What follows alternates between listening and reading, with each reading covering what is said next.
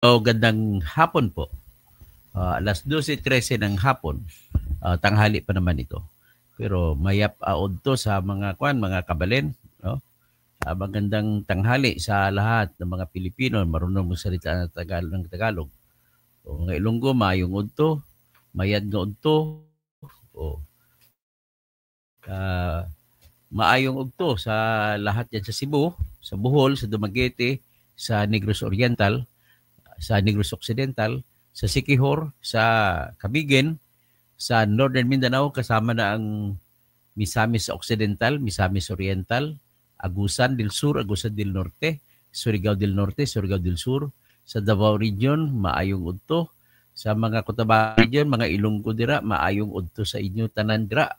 Sa mga sa mga Muslim, mga pakat ago pagari, aud to sa mapya aud to sa inyo langon. Sa mga lahat sa baka mga sa Zamboanga o siguro hapon naman siguro pwede naman buenas tardes. So anyway, ang akin lang talakay nga bigyan ko lang kayo ng edukasyon bago tayo magkundina o magpuri. Kung si Sara Duterte pag-usapan at saka yung impeachment niya ang pag-usapan, ay sino ba talaga dapat nating sisihin? Siguro magbigay lang ako sa inyo ng informasyon na binabalikan ko lang ngayon nakaraan para naman magiging patas ang inyong komento, which either you are for or against Sara, don't worry. Basta may binasihan lang kayo ng facts. So magandang tanghali no si Thomas Isplana. Taga Sampaloc, Maynila. O diyan ako dati nakatira kasi naging scholar ako ng pamantasan ng lungsod ng Maynila sa Calin Sublo ay diyan ako nakatira. Hindi ka naman makapasok sa PLM kapag hindi ka mamamayan o citizen ng Manila. Okay, si Benito Manawis. Tuloy lang, Toto Tirador. Okay, Luis Ali. Good evening po. Attorney Toto, watching from San Francisco, California. Alam mo, mahirap din naman ang trabaho ko ito. Hanggang ganito. Alam mo bakit? Yung mga ayaw kay Sara, binabash ako. Yung mga gusto kay Sara, pinupuri ako kasi nagkataon naman na yung aking tinatalakay pagdating sa batas ay hindi ko talaga matitiis na kukontrahin kong batas na nagkataon naman na pabor naman kay Sara. Wala po tayong magagawa. Ang batas ay pabor sa isa. Wala po tayong magagawa kung talagang ganun ang batas. Ang batas ay batas. Iiyak ka man, maglupasay ka man sa kalsada, ang batas ay batas. Ganun po ang dapat na treatment natin sa batas. Kaya nga, sabi sa Latin, sa school namin nung ako'y nag-aaral noon, ay ang sabi, the law is the law, no matter how it is hers. O di kaya, sinasabi, Dura Lex, Sid Lex, yan ang sinasabi doon. So, ibig sabihin po, para na lang ma-settle ang away sa gitna o sa mga citizen o mamamayan, merong for, merong kontra. So, the best way para matiwasay, tinatawag na rule of law. Kung ano ang batas, insundin natin. Masakit man isipin, pero yan ang batas, wala tayong magagawa. Kaya para patas, doon tayo sa batas. Okay? Yan lang po ang aking hiling sa inyo. So, next is, ang una natin pag-usapan yung batas patungkol po sa impeachment. Tapos, bahala na kayo mag-conclude kung anong inyong konklusyon. Basta tingnan muna natin, bisitahin natin ulit ang batas. Ano ba talaga yung batas sa impeachment? Okay, para malalaman natin at para maniwala kayo sa akin na iyon nga ang batas, nais kong ipakita rito yung tinatawag na 1987 Constitution ng Pilipinas kasi dyan po nakasulat ang batas sa impeachment. Okay? So, ito po, at ang particular na batas ay matatagpuan po sa Article 11, Section 3. Ang Section 1, Section 2, pero pwede mo sabihin Section 3, pero nag-umpisa siya yung panimulaan niya sa Section 2. So, para dyan tayo magsimula, makikita ninyo at ipapakita ko sa inyo ang nangyari kung saan ang may kasalanan kung bakit nagkawindang-windang maraming interpretasyon, nagkagulo kung ano ay ang House of Representatives mismo sa kagustuhan nila na maipasa yung fourth impeachment complaint na marami na rin sa congressmen na umaamin na nabigyan sila na lahat ng pumirma na tig 150 million bawat isa sa kanila. So, kumbaga, ito po yung batas natin. Papikan ko. Dito tayo magsimula. Tapos mamaya pag makita mo ang hindi nila sinunod, ang unang kumontra sa kwan, paglabag sa batas ay ang House of Representatives mismo. At dahil sa kanilang paggawa ng paglabag sa konstitusyon natin, diyan nagsimula ang lahat ng gulo. Disin sana ay wala sanang problema, wala sanang issue na mailabas na itutuloy ba o hindi. Kasi unang-una, as a matter of time. As a matter of time, there was supposed to be sufficient time to complete the impeachment kung talagang dapat ang impeachment ay tama. Pero sabi ko nga, ang nag-umpisa ng gulo ay yung House of Representatives. O bago naman ang gulo na sinabi nito, dito tayo ngayon magsimula. Article 10, Accountability of Public Officers ng ating Constitution na nagsasabi, Section 1, Public Office is a public trust. Public officers and employees must at all times be accountable to the people, serve them with utmost responsibility, integrity, loyalty, and efficiency, act with patriotism and justice, and lead modest lives. So, ibig sabihin, kung sa Tagalog pa ito, ang opisina ay pagtiwala, binubuo yan ng tiwala ng mamamayan. Ang mga nakaupo sa opisina, yung mga public officers at employees, ay kailangan, must, sa lahat ng oras, ay may pananagutan or accountable sa mga tao. At ito yung mga tao ay dapat silbisyohan nila ng kanilang pinakagaling nila na responsibilidad o kanilang pangalan, buo ba kanilang integridad, meron sila katapatan sa bansa, at sila ay may kagalingan sa pagtatrabaho. At kailangan at mahal nila ang katarungan at ang bayan. At higit sa lahat, sila ay dapat mamuhay ng simple. Yan, ang Section 1. Section 2, sinasabi rito that the President, the Vice President, the members of the Supreme Court, the members of the Constitutional Commissions, and the Ombudsman, hindi kasama ang Deputy Ombudsman, hindi rin kasama ang mga overall Deputy Ombudsman, ay sila po accountable sa pamamagitan na pwede silang i-impeach. Pag sinabing impeach, kinakasuhan sila, ay sila lamang po, at kung ang ibang mga opisyal ng bayan na hindi nakalista rito ay hindi mo pwedeng i-impeach. Okay? At pag ma-impeach na, isasampa yan ang kaso doon sa Senate Impeachment Court. Kasi bakit Senate? Kasi ang Senate lang ang binigyan ng responsibilidad ng ating konstitusyon na maglilitis sa mga lahat na may kasong impeachment. So, ngayon, may dalawang uri ng impeachment court. Ang unang impeachment court na kung presidente po ang in-impeach ay kailangan ang presiding officer ay Supreme Court Chief Justice. Pero kung iba, hindi presidente ng Pilipinas, ang kailangan ng presiding officer ay Senate President. Okay? So, isang beses lamang po nangyari sa bansa natin, sa ating kasaysayan, noong 2001, na ang presidente ang in-impeach, yung si Erap Estrada. Ang mga kaso na tinatapon laban sa kanya ay yung kumita siya sa korupsyon sa pamamagitan ng pagbibigay ng protection sa mga lahat ng gambling lords. So kasama nga dyan, natandaan mo si Chubby Chingson. At kumontra pa sa kanya dyan si sino pang iba, maraming ibang kumukontra. So inakusan din siya na pinilit niya ang Social Security System Administration na bumili ng shares of stock ng BW Resources na pag-aari ng kaibigan niya na si Dante Tan, na sa presyong presyong mga may panlilin lang na presyo na dapat, halimbawa, ang presyo ng BW Resources sa shares of stocks sa SEC ay 100 pesos per share, binenta mga 200 pesos per share. Parang ganon. So, yan ang mga akusasyon kay Erap. Ang impeachment kay Erap ay ganon din ang ginawa. Ang Senate President noon ay si Senate President Manuel Villar. So sa kanyang pangunguna ay hindi na nila dinidebate kung sampahan ng kaso si Erap o hindi. Basta ang ginawa nila, nakagather sila ng more than 1/3 na sa dami ng congressmen. At ang 1/3 na yan noon ay hindi ko lang maalala kung ilan. Basta hatiin mo sa 3 ang mga congressmen at ang isang hati dyan ay yan po ang dapat na dami ng pumirma. At sobra pa dyan na pumirma. Sa makatwid, natuloy ang impeachment at hanggang naantala ito, naputol ito sa isang isyu. Kung matandaan ninyo yung issue na yan ay yung kung bubuksan ba yung pangalawang envelope o hindi. Ngayon, ano ba ang meron sa pangalawang envelope na yun? Kasi yung isa sa mga akusasyon laban kay Erap noon ay siya ay gumanap o nagsagawa ng mga hindi totoong pangalan, parang Merigris Piatos noong araw. So gumawa siya ng kanyang account, savings account sa pangalan ng Jose Velarde. Pero pag tiningnan mo Jose Velarde na perma at saka sulat kamay, ay kahawig ng sulat kamay at perma ni Joseph Estrada.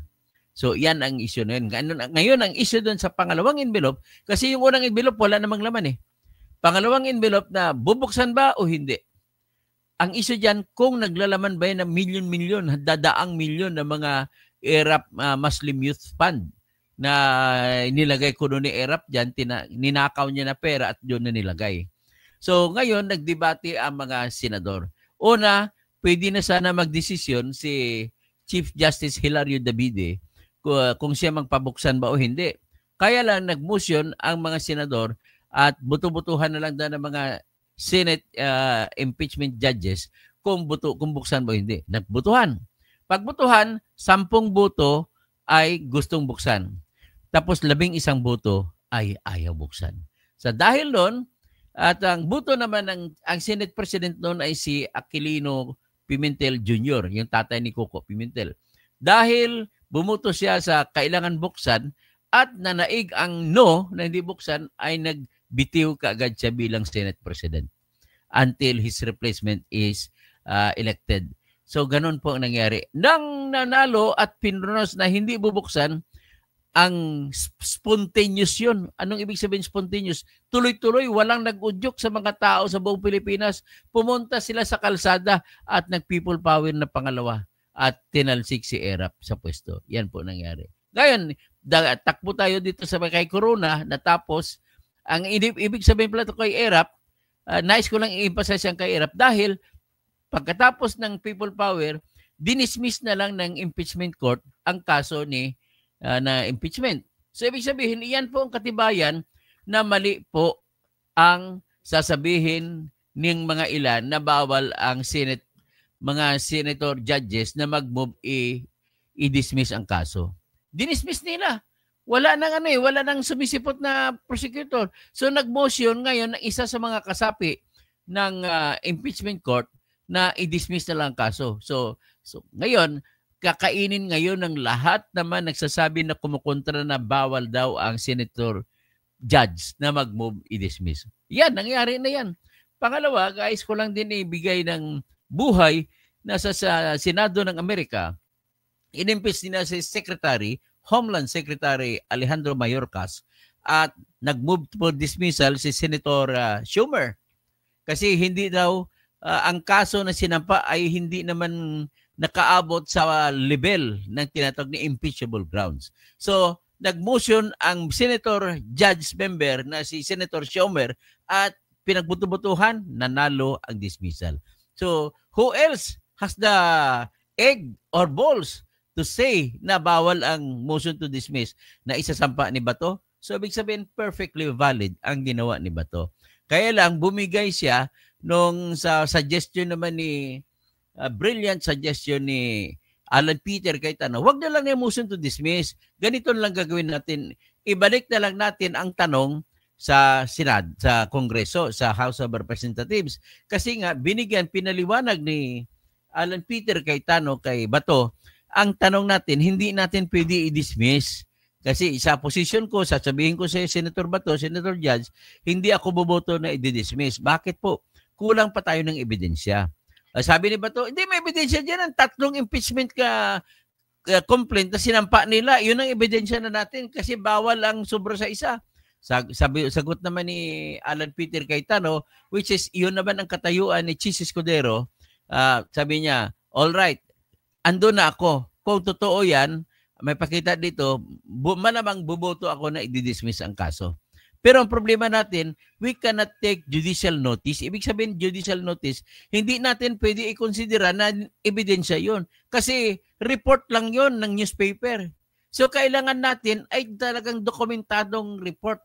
Kaya the only way na makukuha natin yan ay ibalik natin sa Senado, sa Congress, sa House of Representatives ang reklamo at utusan natin sila na isubmit ang records ng 3 impeachment complaint at tingnan natin pati yung pang-4 na impeachment complaint at ipacertify natin sa kanila na kayo ba ay naniniwala na ito ay hindi ninyo nilabag ang subsection 5, section 3 ng Article 11 ng ating konstitusyon na kung saan ay nag-uutos ito na walang maaaring ibang impeachment na reklamo na maisampa maliban sa isa sa nauna sa loob ng 1 taon. So, yun ang napagkasunduan. So, bumoto lahat doon. 18 ang boto doon. So, ibig sabihin sa 18 votes na yon, malamang na ito ay papabor kay Sara. Pero that does not automatically mean. Kasi ang tanong naman doon ay kung ibalik ba o hindi. At utusan ang Kongreso o ang House of Representatives na i-certify nila, pagtibayin nila kung totoo bang hindi sila naglabag sa one impeachment rule. At saka yung pangalawang utos na kailangan ay magsumitig ang 20th Congress ng House of Representatives kung tatanggapin ba nila at ipagpatuloy pa ba nila yung impeachment trial. Yun po ang napagkasunduan. So ngayon, itong mga kagulo-gulo na to ay nangyari na uwi sa pagtigil ng impeachment trial. Kasi kung ako tanungin mo, sang-ayon ako sa suhestyon ni Tol Tolentino na ipagpatuloy, pilitin na tapusin sa loob ng up to June 30. So, yan lang ang background. Pero hindi naman nila inadapt yun. Kaya ang nangyari, tinapon na yung suggestion ni Senator Tolentino. At yan na ngayon nangyari. Nevertheless, whatever it is, nagkagulo-gulo kasi marami mga kuno expert, quote-unquote. Hindi naman kayo expert na. Sino ba nagsasabi sa inyo, expert kayo? Mga dean pa ng College of Law, dean pa ng mga Graduate School of Law. Wala kayong karapatan para magsabi na bawal ang remand. Wala rin kayong karapatan para magsabi na bawal yung motion to dismiss ni Bato. Maaring sinasabi ni Senator Soto at saka ng iba, bawal daw ang ginawa ni Bato kasi parang nag-aabogado sa kay Sara. Ang sagot po dyan, simple lang. Wala pong bawal dyan kasi sinabi ko kanina, nangyayari na sa US Senate na kumukopya lamang tayo sa US Senate. Besides, kung ang problema mo lang baka nagbias o hindi, hindi naman pwede na si Bato lang mag-desisyon. Kailangan pagbuto-butuhan pa nila. The fact na lahat sila mag-aksyon ay walang bias na pwede mo sabihin.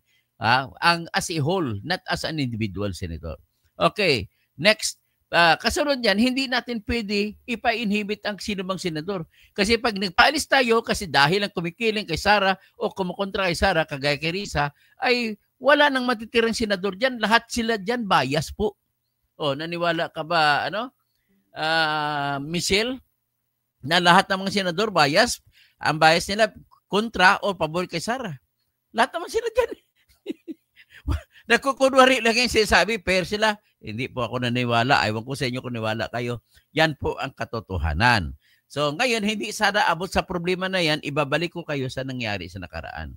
So nevertheless, ang inasabi ng yung nangyari, ginawa ni Bato, pasensya na po kayo, lahat ng mga justices dyan na dati, lahat ng mga deans, ito po si Toto Tirador, Doctor of Jurisprudence, ay nagsasabi na mali po kayo lahat.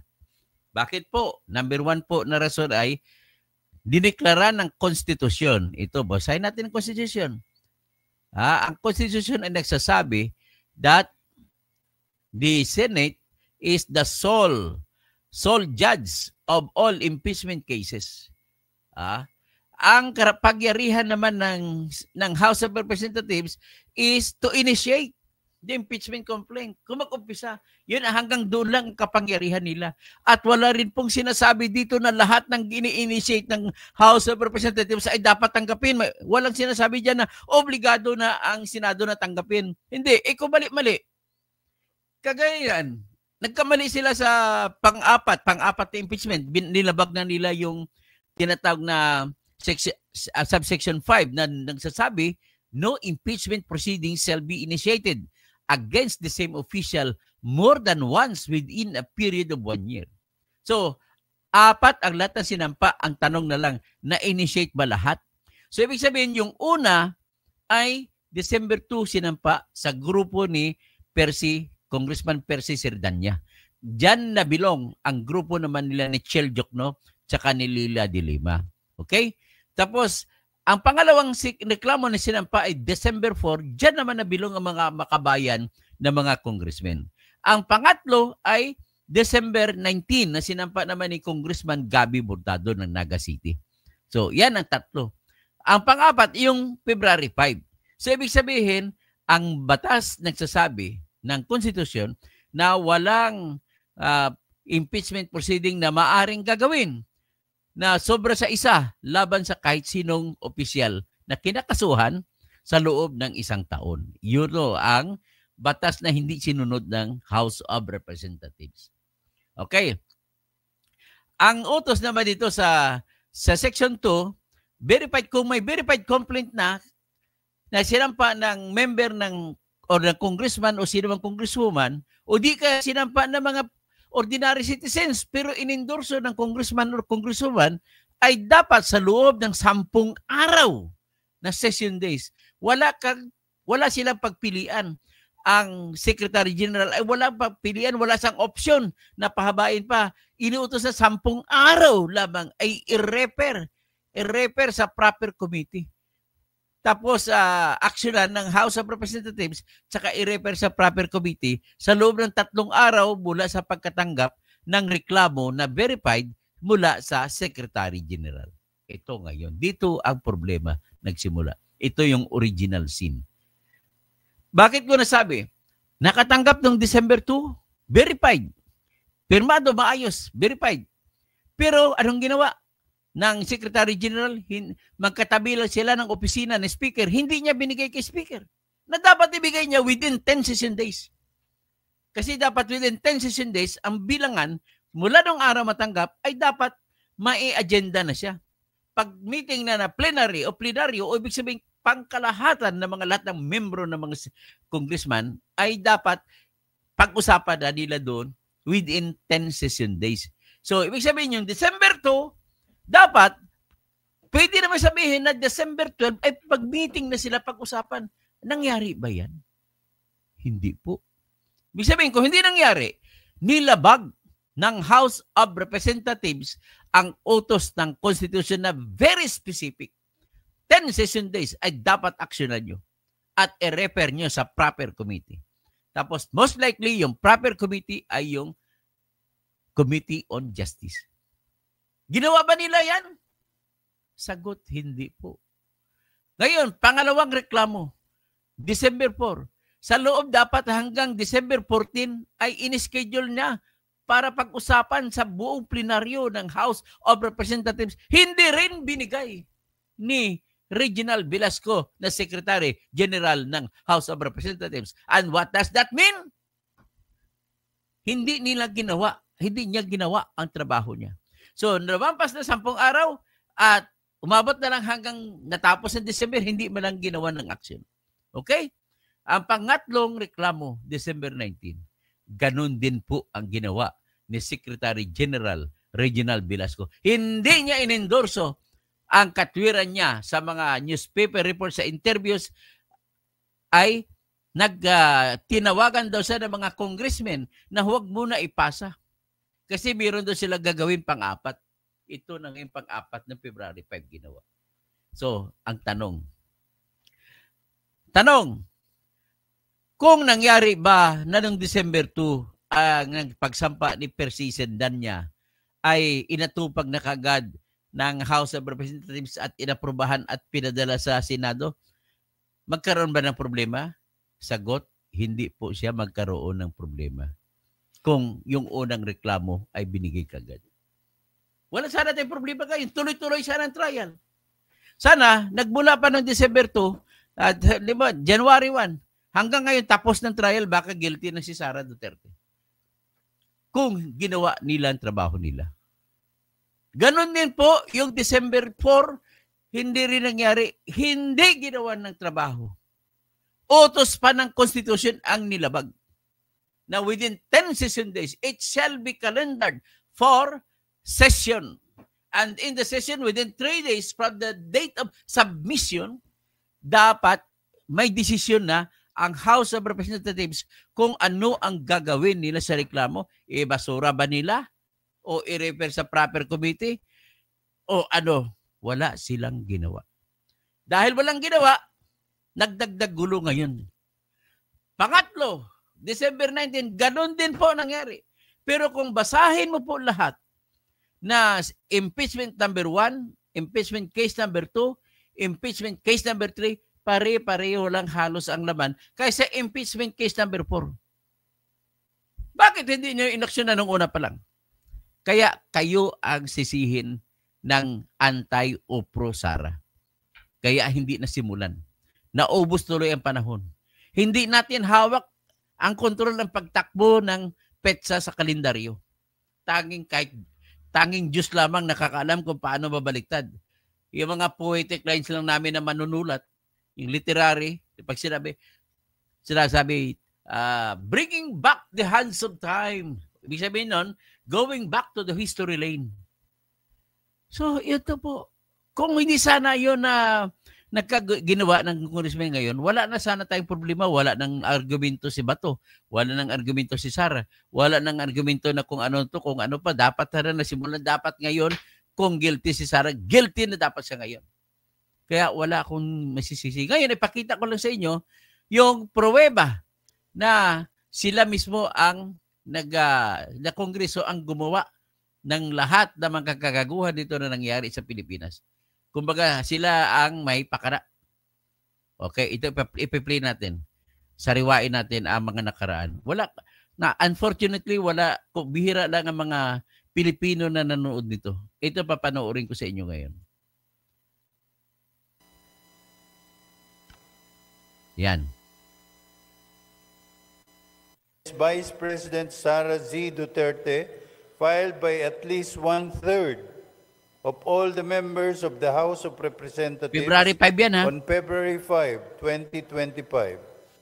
Impeachment complaint filed against Vice President Sara Z. Duterte, filed by Teresita Quintos Deles, Father Flaviano, SBD Gary Alejano et al., and endorsed by Representative Percival B. Sendanya of the Akbayan Party List. Yan ang tinutukoy niya ni Secretary General Reginald Velasco ay yung unang complaint na sinampa nila inendorso ni Congressman Percy Sendanya. On December 2, 2024.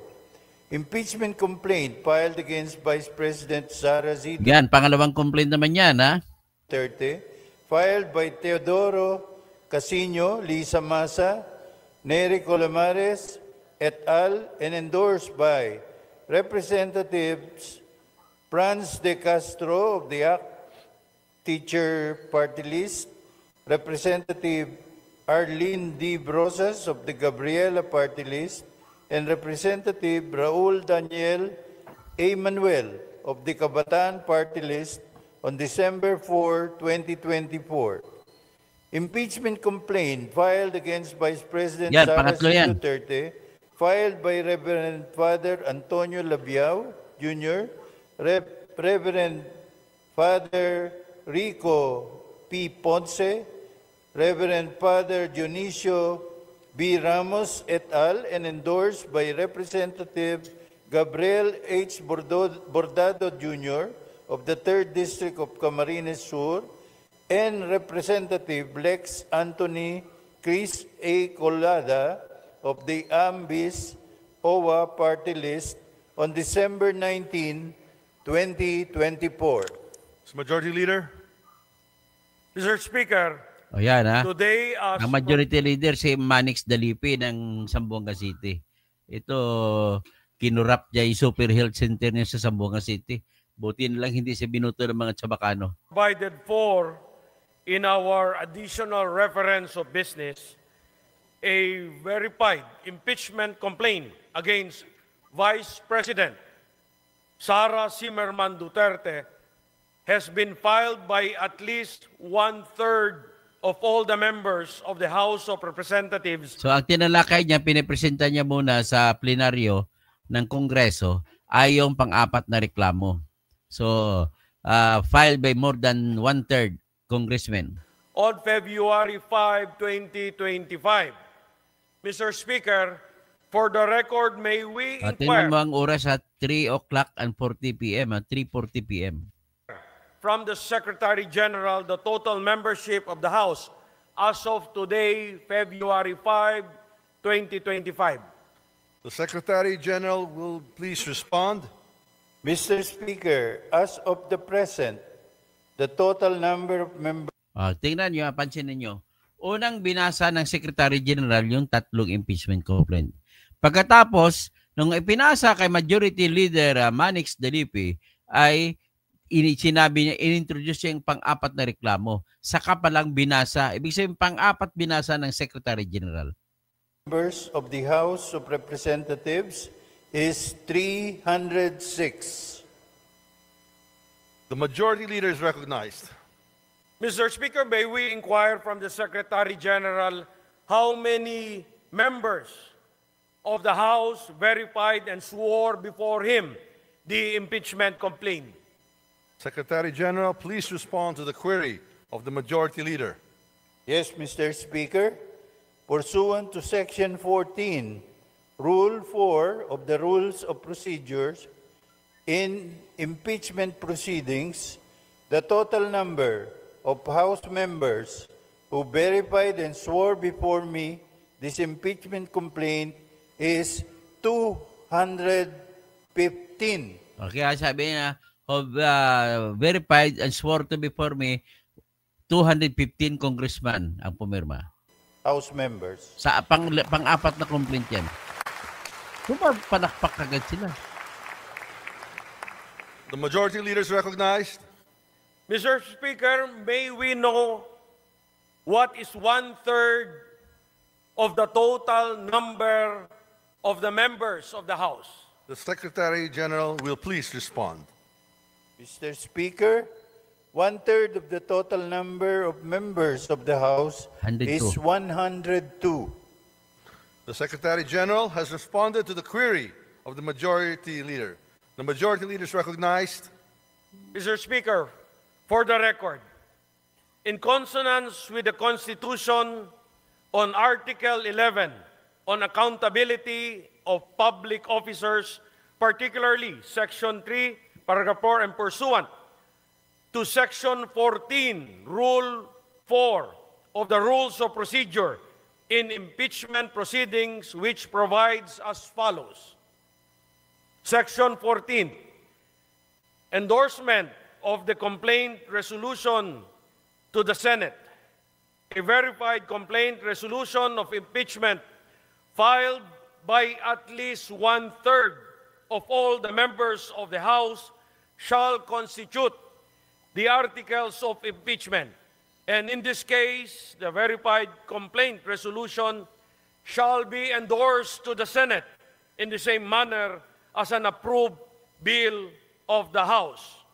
Considering that the Secretary General has certified that at least 215 members of the House of Representatives have verified and swore before him the said impeachment complaint against Vice President Sara Zimmerman Duterte, and consistent with our rules, I move that the Secretary General be directed immediately to endorse the same to the Senate.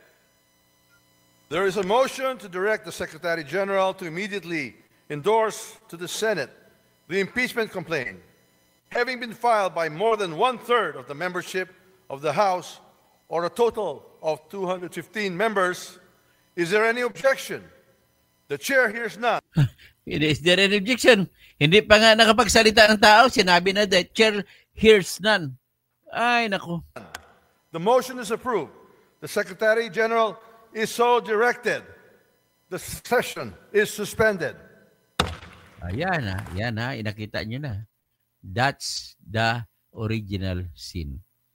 That is the original sin. O, kita mo na. Anong ginawa? O, pakinggan pa natin ulit kung ano nang ginawa dun sa tatlong reklamo na impeachment na nauna. Pakinggan natin. Palakpakan sila, ho. Palakpakan.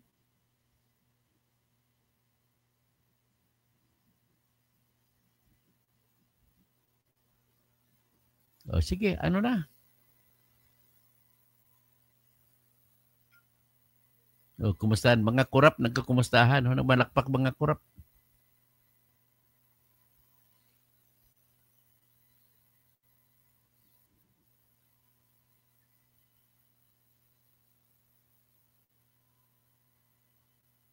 O, ano na?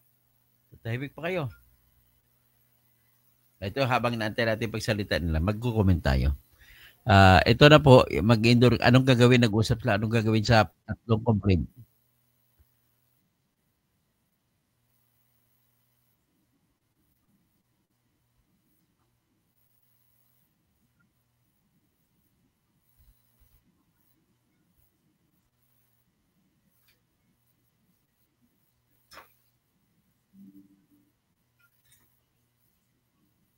Ilan sila?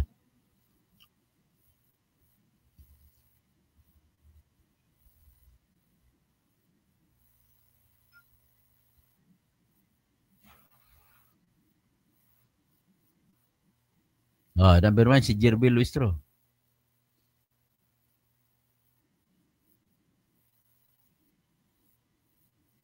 Si Congressman Acop ng Antipolo, number two. Si Rog Rodriguez, Gutierrez, number three. Si Joel Chua ng Manila, District 3.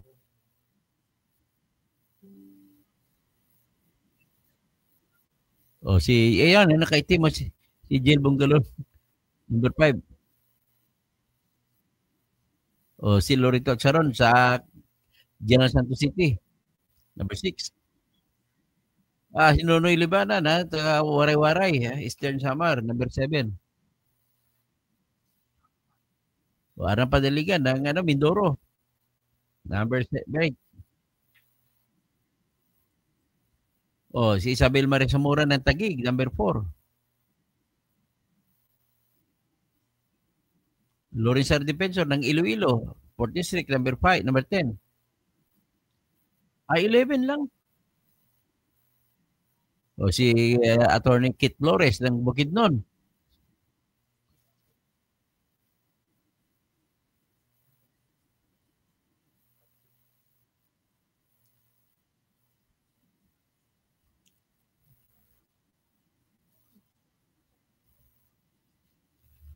Natanggal diyan, hindi na re-elect o hindi na halal uli si Lorito Atcharon at saka si Jill Bungalon.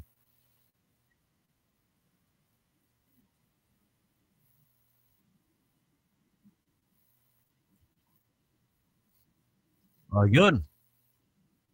Pakinggan nyo maigi kung anong ginawa nila sa tatlong iba pang impeachment na nauna pa na isampa.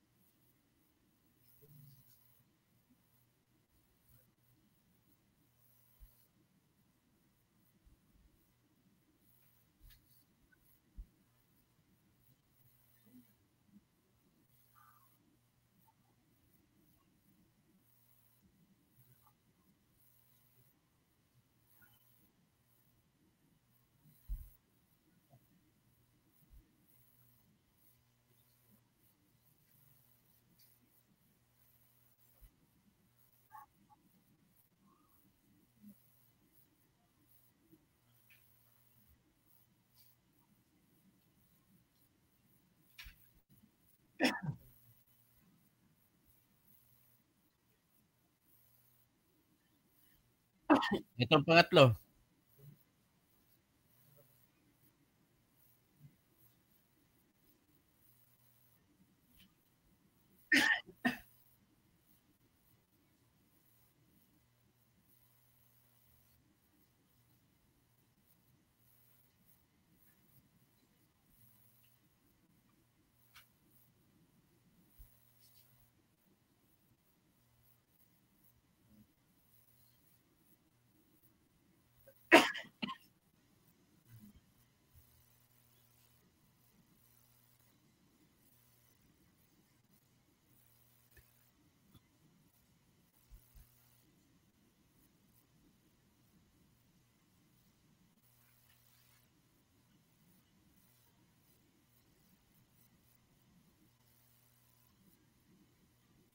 Oh,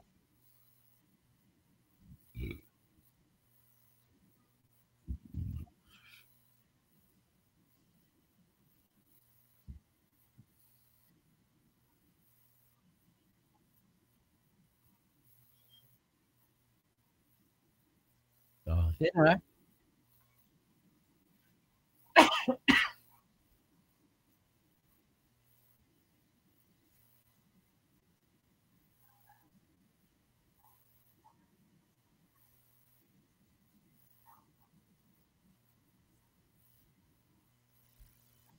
Oh, okay ha.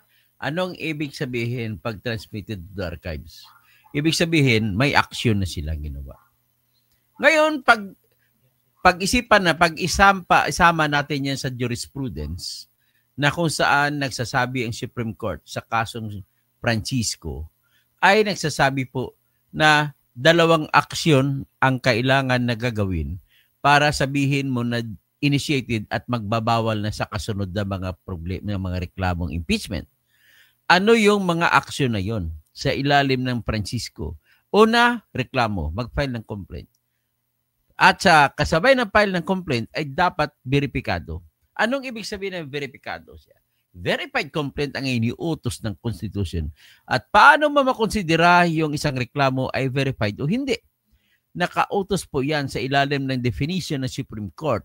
A complaint is verified if and only if the complainant, kung sinong reklamo, ay nagsasabi, nanunumpa siya na kanyang nabasa ang reklamo ng buong buo. Pangalawa, na kanyang naintindihan o naunawaan ang lahat ng kanyang binasa.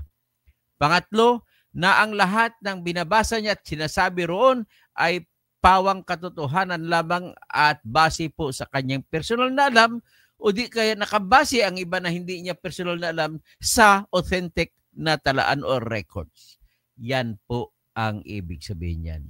So ngayon, pag na-complain yan at inamin naman po ni Secretary General, kanina sinabi niya, Secretary General Reginald Velasco na mga veripikado. Pero ang problema, inamin niya rin, nakita naman natin sa mata natin na noong February 5 lamang niya inendorso sa kwan. Big sabihin nun, nagkaroon tayo na sitwasyon na nilabag ni Secretary General Reginald Velasco yung 10 araw na session days na ibigay sa speaker para pag-usapan. Doon sa December 2, na dapat December 12 ay naibigay na. Yung December 4, dapat December 14 na ibigay na. Yung December 19 na dapat December 29 ay naibigay na. At dahil hindi man lang nila binigyan ng galang, ay ibig sabihin po ay nilabag nila ang utos ng konstitusyon. Ladies and gentlemen, masama ang Bisayang-Bisaya pagka-pronounce ko eh. Paano natin titignan ang isang bagay na dapat inaksyonan at hindi naman inaksyonan? Okay, ganito po yun ang aking theory. Theory ko lang ito. Huwag nyo this is just a disclaimer. This is just my legal opinion. Ganito po yan. Ang isang bagay na iniutos ng konstitusyon na aksyonan sa loob ng 10 araw at hindi inaksyonan, ang ibig sabihin, ano bang aksyon ginawa nila? Sagot, action of omission. Ang action nila, nireject nila. So, ibig sabihin, kung may action na, that is now sufficient para i-block o i-prohibit o bawalan ang mga kasunod na reklamo na tatanggapin. Yung hindi paggawa ay action din ang tawag dyan. Dakan nga lamang negative. Ang tawag dyan sa legal term ay omission. An action of omission is also an action, but it is a negative action. An action to reject is also the same as an action of omission. You reject, but you do not say that you reject, but silence is very clear to mean that the inaction or non-action is the same as rejection of the impeachment complaint. And the act of rejecting the complaint is sufficient to comply with the order of the Constitution that the House of Representatives must act on the impeachment complaint verified that was filed in 10 session days. So therefore, conclusion ko lang yan na huwag ka magalit sa akin. Therefore, my conclusion is the first impeachment complaint was sufficient to block all the 3 impeachment complaints, including the February 5 impeachment complaint that was filed. And therefore, kung ako si Bato, I move to dismiss the impeachment complaint that was filed for being prohibited by the Constitution. Ay sumog. Ganun ang gagawin. Di ba? Makita niyo. Ibig sabihin, wala sanang problema na ganun kung ang laman kasi nung unang impeachment complaint ay siya din ang laman ng panghuli, pang-apat. Bakit hindi na lang yung una ipasa nila? Ay, ang interest talaga nila, hindi natin maintindihan. Binigyan lang sila ng 150. Kita mo pumapalakpak sila. Binigyan sila 150 million bawat isa. Yan. Diyan lang po ako nagko-conclude. At pag mag-shoutout na lang ako. Sa sunod is dudugtungan natin ito. Arian Love Dasig. Dito sa Pinas, kung sino ang gumawa ng totoo ay siya masama. Kung sino gagawa ng kalokohan, siyang maraming suporta. Yun. Si Gregorio Babaran, S555, yung plunder, possible. Yung Pangulo, imposible. Okay, si Ann, Dok Toto, pwede ba na matanggal yung disbarment nyo pa as a lawyer? Di bali na, ayoko na rin mag-abogado na kung ganito lang naman. Di ba? Boy Tikling. Tapos, ibig sabihin, namatay naman ang nanay ko dahil sa pagtanggal ko ng lisensya sa akin. Ang kapatid ko namatay din. Wala, hindi ko na sila mabubuhay ko ulit. Father's Day pa naman ngayon. So, anuhin mo pa ang bagay na patay na. It cannot be brought to life back anymore. So, with that, siguro, sa pagkabatay ng nanay ko, kapatid ko na board member ng South Cotabato namatay dahil din sa sakit na enhance. Sakit na dahil depressed sila lahat nung ako'y natanggal ng lisensya. Hindi ko na po maibalik ang buhay nila. What is the use of being attorney? Again, kung patay na naman ngayon yung aking nanay, na kung saan sa kanya ko po inaalay yung aking pagiging abogado. Kasi po, nung buhay pa siya, ang pangarap niya sa akin ay maging abogado ako.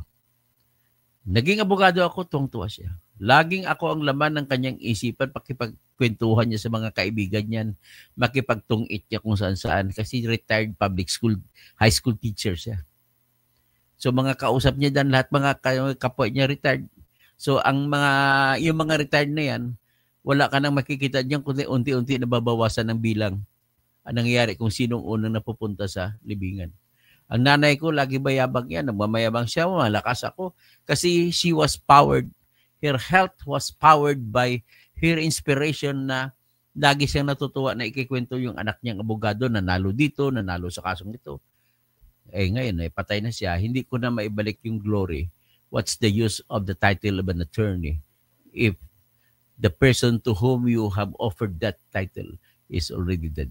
Yan ang classical na sinasabi. Anhin pa ang damo kung patay na ang kabayo. So, Arian Labdasig, sino pa bang iba? Si Ann. Tapos, si Regine Ford, good afternoon. Arian Labdasig, hindi naman niya pera yon, pera ng taong bayan. Siyempre, pera po lahat ng taong bayan. Hopscotch, 555. Gregorio Babaran, plunder patungkol kay BP, 10 years, pinakamahaba. Dapat kasampa na lang nilang plunder case kaysa yung impeachment. Gregorio Babaran, Never Romualdez, Connie Sanchez, na si Tambaluslos talaga ang may kagagawan ng bribery sa mga congressmen. Mobert Agab, wala pang video na, wala pong video na kita. Nakita mo na ba siguro? Baka kanina wala. Dennis Tabungon, but nag-disqualify ka sir, isa ka na rin sana na ID na. Okay lang po yun. That's not the end of it all. Kung ano man mga misfortunes na napunta sa inyo, wag po kayong ma-discourage. Just move as life. Let God take our life. Kaya nga sabi ko nga naniniwala ko, live and let die. Diba? Kanta yan ng isa sa paborito kong banda na kumakanta, pati isa yung pumatay, namatay na, di ba? Sabi, live and let die, bang, bang. when you were young and your heart was too long ago. I need to say, just let leave. You better let, you better leave, you better leave. And if you ever change this world in which we're living, let that baby try. Tang-dang-dang, tang-dang-dang, live and let die. Yun. Hanggang kanta na lang ako para mawala sa isip ko yung lungkot. Sobrang lungkot. Bong B. De La Torre, pati ba si Zamora talo? O, hindi ko lang si Zamora, parang panalo si Zamora.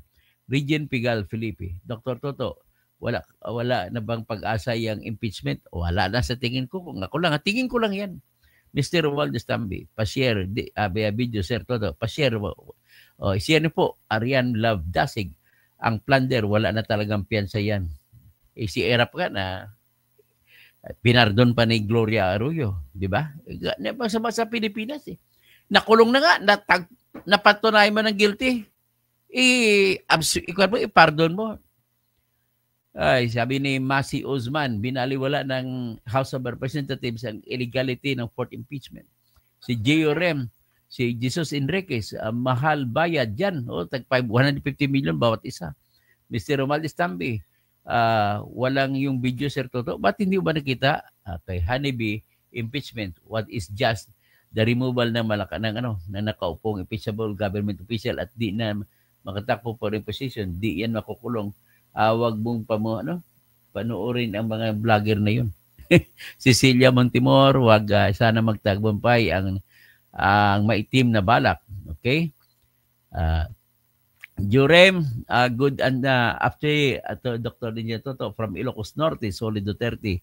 O Kabsat, naimbag malim. Sa mga kabalin ko, mayap agat panapon. So Jenaline Isaac, 150 million times 215 signatories, that is equal to 32 billion 250 million. Grabe ang laki ng kinuha sa kaban natin just for the purpose of impeaching Sara, na ang hahabulin nilang pera ay 612 million. Efren Arino, Guhilde, parang si nailabas na pala si Colonel si Guhilde ba yun, si Colonel yung kinulong nila. Dinby Ilacion, Sir Toto, nakakulong na ba si Sara? Kasi sabi vlogger, maraming kaso. Hindi naman ibig sabihin pag may kaso, kakulong ka agad. Depensan mo pa sarili. Bigyan natin ng lahat ng mga kinakasuhan ng kanilang karapatan na maipatunayan nila na sila ay hindi nakasala. Jenaline Isaac, Anselmo Brillo Viray, magandang tanghali po.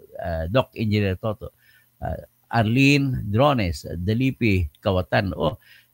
Ikwento ko lang si Dalipi natalo sa Zamboanga City, tumakbong City Mayor na Zamboanga City. Sir Benguenza Manix Dalipi. Meron siyang tinatawag na mga project na super clinic, super barangay health, super health center. Tapos binisita mga health center na super, wala man lang kahit isang doktor. Wala kahit isang nurse, kahit isang midwife, wala. Ay, na. Anong klaseng super yan? Grabe. Dapat ikaw na na-impeach, Manix Dalipi. Pili Ibia, thank you po for a clear information. Leonard from a lot appreciated. Salamat po. Mr. Romualdez Tambi, Edgar Nacion, Ami Colnia, happy Father's Day pala sa lahat ng tatay at nanay na naging tatay pa rin. Yuki Nixon, sana mapalitan na yun si Tambaluslos. Gregorio Babaran, Mr. Romualdez Tambi, nasaktan ka pala. Tapos si Ikib, si Ani, si Pres Perez, si Charlie Whiskey. Paborito ko talaga si Charlie Whiskey. Mayroon pala na file na impeachment, hindi yata applicable sa Vice President yan. Policy na yan, Toto, sa President. Hindi applicable din po sa Vice President. Gregorio Babaran, nga pa rin ako sa galing mo, Tony, pero sa paglalaban mo sa korupsyon, dapat pa ba ako sa iyo? Kumakalaban po ako sa korupsyon. Bakit hindi mo naman pwede sabihin na pag pinagtatanggol ko lang yung batas na sinira, ay kumakampi ka na sa korupsyon? Pasensya po, Sir Greg. I love you, but I beg to disagree with you if you say that defending our law on impeachment, which is being desecrated by the people who claim themselves as innocent and saints. I cannot accept that. Malinaw, galing ng paliwanag. Okay, Mr. Romualdez Tambe, si Greg. Anyway, ito lang na sa atin. Tingnan natin ang batas. That thing, whether Sara is guilty or not, hindi pa natin masasabi na guilty siya sa ngayon. Nakikita lang natin ang mga Bergis Piatos, hindi pa po yan. Kasi secret fund yan. Paano mo ngayon naibantini ang pagkasekreto ng pundo kung ilagay mo totoong pangalan na tumanggap, di ba? Ganoon ang kasimple. Let us say kung magka-trial na. But now we do not have any right to say that Sara is already guilty. Mr. Romualdez Tambe, Gregory Baran, ay ano ang tawag mo sa sinasabi na kalagay ka pa ng issue? Okay. Anyway, Abisja. Si Mr. Greg, okay lang yan, kahit tawagin niyo ako disbaro. Ay, totoo naman yan. Wala naman akong magagawa dyan. That is true. Kahit mamatay ako, anyway, pag mamatay ako, ang lapid ako, ipagbibiling ko sa aking mga pamangkin, kung sino man maglilibing sa akin, ilagay niyo talagang attorney, engineer, Berteri Catalunya. Attorney, engineer, Dr. Berteri Catalunya Kausig. Yan, ilagay sa aking lapida. Emilio de la Cruz, Efren Tagcagarutso. Sino ang baboy, 'di ba, ang lustay sa pera ni Juan? Sino bang lustay sa pera? Si Tambi o si Sara? Yan ay question of fact, ha? Hindi pa natin alam kung sino, ilan na ninakaw nino. Let us give them the benefit of the doubt unless kung mapatunayan na. So okay, Andrea Gueco, Boy Tekling, Arian Lampasig, Dasig, tapos si Presperis, si Bong Rigualos, sino pa? Jeneline Andrade. Tapos, Dr. i-email mo kay Senator Bato yung conclusion niya po. Baka makatulong po sa argument niya. Okay, bahala siya kung pinanood niya ako. Santo Nasa Nas. Hindi ko naman kasi alam ang email address niya eh.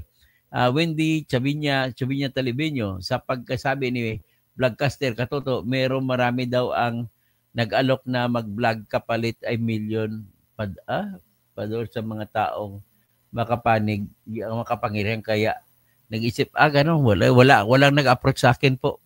Kung ano man, pabor o kontra, wala po. In fairness naman sa mga kung sino sinasabi. Ansel Murillo Viray. Tapos Ferdinand Mendoza, mapipiga na kaba ng bayan, Tamba is the name. Okay, Mr. Romualdez Tambe. Okay, Connie Sanchez, andito ka na lang sa YouTube. Attorney, boss, masaya tayo. Pagmamahala natin. Okay, Badruddin Andan. Denby Ilacion. Denby Ilacion at Rem at James 3. Clear na manipulated ng worst Congress of all time. Mark Carlson. Ginagawa na lang yan nila para makatakbo, di na makatakbo si Sara. J. Joy, engineer, ano masabi mo kay Princess Abante? Sa sunod na vlog, vlog natin si Princess Abante. The princess who had never been a princess. Esterelita Hugo, Marilo Coyom, Mr. Romualdez, Tolpo, Mr. Rapi Tolpo. Binabati ng lahat, Andrea Gueco, Gregorio. Greg, happy Father's Day po sa ating lahat. Maraming salamat po at sa pakikinig ninyo. At kasunod, tatalakay natin